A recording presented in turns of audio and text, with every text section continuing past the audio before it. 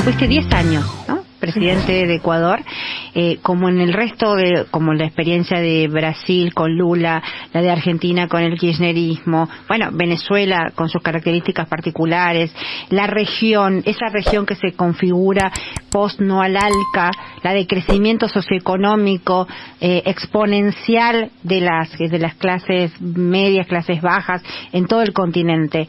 ¿Cuál es la ecuación ahora? ¿En qué momento de la región estamos? Yo creo que hay un retorno evidente de gobiernos progresistas que no es independiente de la primera ola. Mira, objetivamente, o sea, ahí están los indicadores.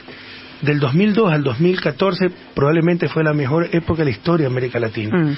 Más aún, fue la crisis en el 2008 subprime, mientras Estados Unidos, Europa tenían graves problemas de crecimiento, América Latina crecía, reducía pobreza, reducía desigualdad. Éramos ejemplos para el mundo. Eso es indudable. Ahí están los indicadores objetivos del Banco Mundial, Fondo Monetario, que no son precisamente organismos progresistas o de izquierda, ¿no? Vino la restauración conservadora, sin límites, sin escrúpulos, por todos los medios, democráticos, antidemocráticos, y democráticos entre comillas, porque aquí en Argentina se puede decir ganaron democráticamente. No es cierto. Scioli no perdió contra Macri, Scioli perdió contra el Grupo El Clarín. Mientras haya tal injerencia en la prensa hegemónica, no habrá democracia, no nos engañemos. Para que haya elecciones libres, debe haber información, lo que recibimos es manipulación. Nos han robado la libertad, la verdad, los guardianes de la verdad, la prensa. Entonces, mientras no se arregle ese problema, no tendremos ni siquiera democracias formales, porque democracias reales nunca hemos tenido, es decir, igualdad de condiciones. Clarín le ganó a Scioli, decís, sí. Es temeraria la frase, coincidió. Yo no creo que sea temeraria, es evidente, se pueden ver los titulares, se puede ver la distorsión día a día. Ahora, el tema es que nunca perdió, Rafael. La obscena, el obsceno sesgo, ¿no? Electoral a favor de ciertos candidatos, eso no es correcto. Ellos es otra misión, la de la prensa, informarnos, ser los guardianes de la verdad, y como te decía, son los primeros en robárnosla. Bueno, se perdió en Argentina, se le dio el golpe de Estado a Dilma, la traición en Ecuador, el golpe de Estado contra Evo Morales, pero vuelven los gobiernos progresistas. ¿Por qué? Te decía que la segunda ola no es independiente de la primera, porque ya tienen cómo comparar. Ahora, son condiciones distintas. Yo creo que son gobiernos progresistas más heterogéneos. Nosotros teníamos mucha confianza mutua, teníamos nuestras diferencias. Mi visión no es la misma que Lula, no es la misma que Hugo Chávez, pero nos queríamos como hermanos. No desconfiamos entre nosotros, en nuestra recta intención. Pero tú ves, por ejemplo, un Boric atacando a Venezuela cuando Venezuela está bloqueada por una economía de guerra. Qué fácil que ve los toros de lejos. Pero esas contradicciones no habían en la primera ola. ¿Caen en el posibilismo? Esas contradicciones no habían en la primera ola progresista. Y una segunda diferencia crucial, yo creo. La derecha está más preparada. A inicio de siglo, como que si la agarramos descuidada, aturdida, se lograron muchos avances, pero ya tienen experiencia. Entonces vamos a poner por todos los medios a cualquier cambio. En otras palabras, esa nueva ola progresista tal vez va a enfrentar obstáculos mucho mayores que lo que nosotros enfrentamos, porque ya hay una derecha articulada, con recursos ilimitados, con respaldo internacional, de embajadas y todo aquello, para oponerse a cualquier cambio. Están hermanados ellos ahora. Sí, yo creo que se articularon nacional e internacionalmente. ¿Y con rasgos, ves los rasgos neofascistas de estas nuevas derechas? Sí. No me gusta utilizar mucho esta palabra. La izquierda es una crítica que tenemos que hacer, no la utiliza muy fácilmente, ¿no? Cualquiera que sé yo, que dice estoy contra esto, fascista, y se lo utiliza con mucha facilidad. Pero sí hay, indudablemente, rasgos fascistas. Yo te decía, vino sin límite ni escrúpulos. Por ejemplo, la derecha que nosotros enfrentamos, UNASUR, se creó con gobiernos de derecha. Álvaro Uribe, claro. Alan García. Vino la nueva derecha a destruir, incluso la integración, que va más allá de ideologías. Es nuestro destino histórico, como lo decía Bolívar. Sí, los estados-nación, ¿no? Inexorable decreto del destino. Pero el mundo del futuro debe ser un mundo de bloque. Claro. Ya tenemos el bloque europeo, tenemos el bloque de Estados Unidos, que son 50 estados, la unión más perfecta de la historia de la humanidad, tal vez. Rusia es un bloque en sí mismo, el país más extenso del mundo. China, 1.400 millones de habitantes. El Medio Oriente actúa como bloque. América Latina tiene que actuar como bloque para tener presencia en el concierto internacional. Son más allá, izquierda o derecha. Atentaron contra la integración, es un mínimo común. Atentaron contra la democracia, que era otro mínimo común. El golpe de Estado contra Evo, contra Dilma, contra nosotros. O sea, lo que se dio en el 2018 con la traición de Moreno y una consulta absolutamente inconstitucional fue tomarse el Estado, ¿no? Y hoy el Estado está atrapado por esa fuerza.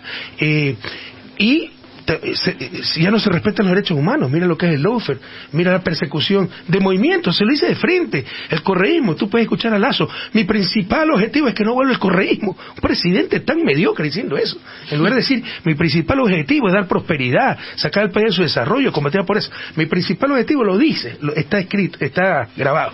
Entonces tú ves que es una izquierda, es una derecha ya que no tiene límites de escrúpulos, sí, y en algunas cosas presenta rasgos fascistoides. Tan paralelo a lo que ocurre en Argentina, ¿no? O sea, no quieren, quieren que el kirchnerismo se muera para siempre, es que ellos ¿no? quieren, tanto que casi... o sea, quieren una democracia siempre y cuando no cambie nada. Pero cuando viene un actor que puede cambiar algo, al diablo la democracia, aniquilemos al actor, y una vez que ya no hay peligro de que de nada, que la democracia cambie algo, ahí sí hablemos nuevamente democracia, el pluralismo, siempre y cuando pluralismo, hasta aquí, me explico, siempre y cuando estos no participen o estos no existan. Es una doble moral terrible. Alan Longi. Presidente, tuvo un encuentro con la vicepresidenta Cristina Fernández de Kirchner. ¿Cómo fue ese encuentro humano? ¿Cómo la vio después de tanto tiempo? Bueno, a mí se me llenaron los ojos de lágrimas verla viva, ¿no? De darle un gran abrazo y verla bien. La vi como es ella, llena de energía, lúcida, muy lúcida, no muy clara. Cristina es una persona brillante. Entonces, no, fue un encuentro para mí, no sé, para Cristina, para mí muy emotivo. Yo la quiero muchísimo y verla viva. Ojalá todos tengamos claro que lo que pasó es un milagro. Un gatillero y no sale la bala. O sea, Cristina está viva de milagro. Entonces, me dio mucha emoción verlo. Es el hecho más grave desde el regreso de la democracia en Argentina, lo que ocurrió, el atentado a la vicepresidenta. Sin embargo, como vos reflejabas recién, la prensa hegemónica, la prensa líder, digamos, o si queremos medirlo en algún parámetro, esta prensa concentrada, son grupos políticos sin control democrático, estos medios, el Grupo Clarín, La Nación, etcétera, y satélites, no lo meritúan de esa manera, ¿no? Y eso genera construcción de sentido. ¿Peleamos contra eso también? Por supuesto. Te construyen narrativas absurdas.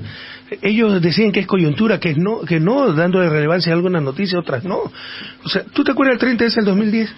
Donde están los videos, centenas de testimonios, pero videos grabados, las balas en el carro del presidente. Sí, tu vida corriendo peligro. Y dicen que fue un show. La prensa todavía sostiene que fue un show, que todo fue un montaje. O sea, ya es irracional. ¿Pero qué se puede hacer contra esa irracionalidad? Le decimos a nuestra audiencia, le contamos a nuestra audiencia, estás hablando de Rafael, estamos hablando, lo tuteamos irrespetuosamente, pero bueno, él lo aceptó. Estamos hablando con el expresidente de Ecuador, Rafael. Siempre y cuando sea solamente tutear. Tutear. Tratar de tú a tú con Rafael Correa, y él está recordando aquel, te diría que cuasi atentado, golpe de Estado de la policía ecuatoriana, que un sector de ella que se subleva y que tu vida corrió riesgo. En ese caso, cualquier sublevación de una fuerza armada ya se considera golpe de Estado, pero no solo fue la policía, fue parcialmente la Fuerza Armada. La Fuerza Aérea se tomó el aeropuerto, se tomaron el Congreso Nacional, se tomaron los medios públicos, cerraron carreteras, pero no, todo fue un show, todo fue un montaje. Y querían construir... 12 años después dicen que todo es un show, es algo increíble. Bueno, o sea, ya es irracional. Es la receta, ¿no? Porque sobre el atentado a la vicepresidenta... Negar lo innegable, es impresionante. Sobre el atentado a Cristina, que pretenden instalar lo mismo, que no existió. Sí, pero gracias a Dios yo vi unas encuestas que 70% de la gente sabe que fue verdad, solo un 30% es fanático, que puede decir que llueve para arriba si de acuerdo a sus convicciones y a sus odios, ¿no? Sostiene que no es verdad, pero la inmensa mayoría sabe que fue verdad el atentado. Presidente, ¿cuánto hay de, usted recién hablaba, ¿no?, acerca de algunas contradicciones que se dan en determinados gobiernos de tracción popular? ¿Cuánto hay de negociación? Porque una lectura que se hace es, bueno, no podemos aplicar las políticas duras como en su momento. Por ejemplo, aquí la ley de medios, ¿no? Porque eso nos resta votos, piantavotos dirían. ¿Cuánto hay de negociación para tratar de conseguir consensos detrás y hacer concesiones en esa negociación? ¿Por qué la ley de medios resta votos, en primer lugar? No, para mí no, pero eso es lo que piensa un sector de este gobierno, por ejemplo. Precisamente por guiarnos por mitos cometemos grandes errores. Hay que saber comunicar. Nadie está contra la libertad de prensa. Pero la libertad de prensa es mentir, engañar, jugar con la reputación de los demás. Eso no es libertad de prensa. No, eso es sanción. Mira lo que acaba de pasar en Estados Unidos. Han sancionado con casi $1.000 millones a un periodista que se pasó diciendo que una matanza de Sandy, no recuerdo, no era verdad. Y las víctimas lo denunciaron, lo demandaron, el agente del FBI que arriesgó su vida lo demandó. Bueno, Julian Assange. Le ganaron el juicio, tiene que pagar más de $900 millones. Imagínate si existieran esos esquemas, que formalmente algunas veces existen, pero los jueces no se atreven a aplicarlo. Por ejemplo, lo que estamos hablando, el 30S, decir que no fue verdad cuando hubo 5 muertos, cuando casi me matan, cuando están los disparos en el carro presidencial. Imagínate si aplicáramos esas leyes. Imagínate para los que niegan el atentado contra Cristina, si se aplicaran esas leyes. Entonces, hay que perder el miedo a la prensa. Si se comunica bien, la gente sabe que estamos haciendo lo correcto y que estamos defendiendo sus derechos. Porque no se trata que el gobierno pueda sancionar a los medios, se trata que el ciudadano pueda defender su derecho a la verdad. Y yo estoy en una campaña para tratar de lograr que la verdad sea un derecho humano. La Carta de Naciones Unidas de 1948 es anacrónica, pone como derecho humano hasta el derecho de propiedad intelectual, o sea, ya eso es bien cuestionable. Y cosas fundamentales como el derecho a la verdad, porque si te roban la verdad, puedes odiar a alguien que ni conoces. Como sociedad tomamos las decisiones de acción colectiva más equivocadas, más absurdas, y nos mantienen en el subdesarrollo. Es algo fundamental, vital, el derecho a la verdad. Hay que comunicarle a los ciudadanos que lo que estamos es defendiendo su derecho a la verdad. La ley de medios que yo aprobé, que pasamos nosotros en Ecuador, fue primero establecida en la Constitución, y esa Constitución fue aprobada en consulta, en referéndum, ¿no? En votación. Luego, como nos bloqueaban, ¿ya?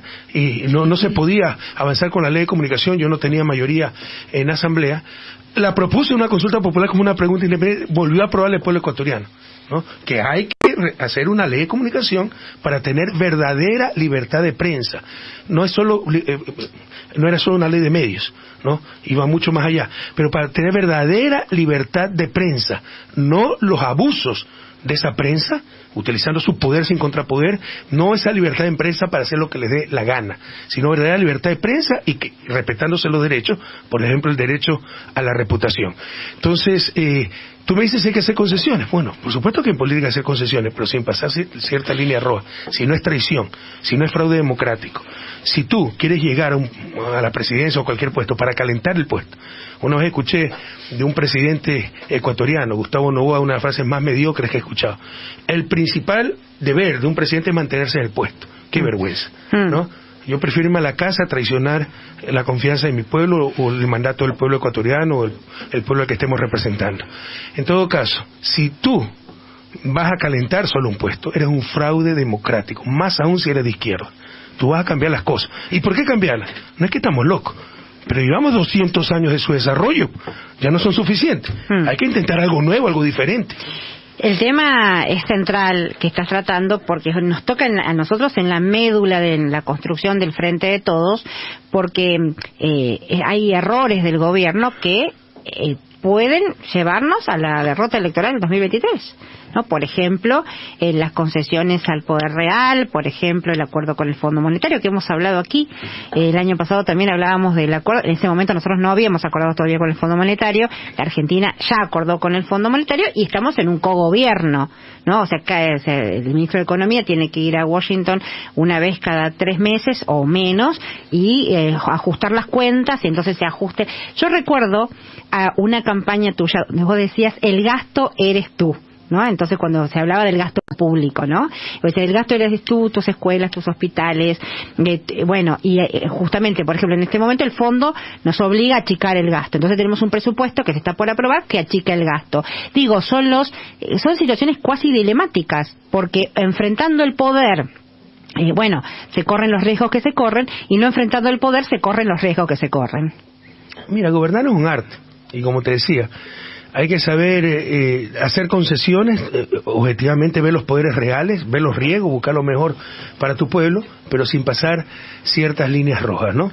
Yo soy un crítico de los acuerdos de libre comercio, tuve que firmar un acuerdo con Europa, no se puede llamar de libre comercio, nos demoramos 2 años en negociar, más que 2 años adicionales a Colombia y Perú que negociaban con nosotros, ellos lo firmaron 2 años antes porque hicieron más concesiones, pero tuvimos que firmar, porque por ejemplo si Colombia ya había firmado con Europa, Colombia produce banano como nosotros, produce rosa como nosotros, iba a entrar en mejores condiciones y nos quebraba nuestra industria. Entonces tienes que ver todos esos factores reales. Lo principal es cuidar el objetivo fundamental, que es el bien común de tu pueblo. Estamos hablando con Rafael Correa. Me están llegando mensajes, pero una cantidad. Uno de ellos dice, paren de explotar a Maggi Rafael. Gracias, por favor. Una docente de la Facultad de Periodismo de La Plata, Rocío López, que manda... Promueva una organización al respecto para defender los derechos laborales de Maggi Rafael. No.